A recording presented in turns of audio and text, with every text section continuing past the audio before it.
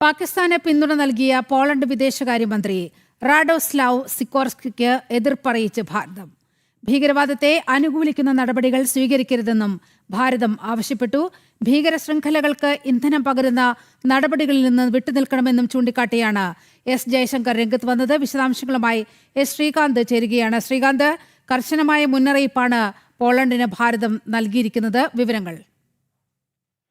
Poland വിദേശകാര്യമന്ത്രി റാഡോസ്ലാവ് സിക്കോർസ്കിക്ക് മുന്നിൽ കടുത്ത എതിർപ്പുയർത്തിയിരിക്കുകയാണ് ഇന്ത്യ.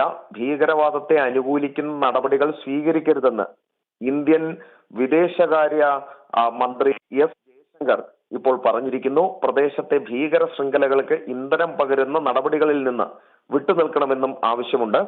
കഴിഞ്ഞ ഒക്ടോബറിൽ സിക്കോർസ്കിയുടെ പാക് സന്ദർശനത്തിനിടെ സംയുക്ത പ്രസ്താവനയിൽ കശ്മീർ വിഷയം ഉന്നയിച്ചിരുന്നു. ഇക്കാര്യം ചൂണ്ടിക്കാട്ടിയാണ് എസ് ജയശങ്കറിന്റെ പ്രസ്താവന. പോളണ്ടിന് കർശന മുന്നറിയിപ്പ് നൽകുകയാണ് ഭാരതം.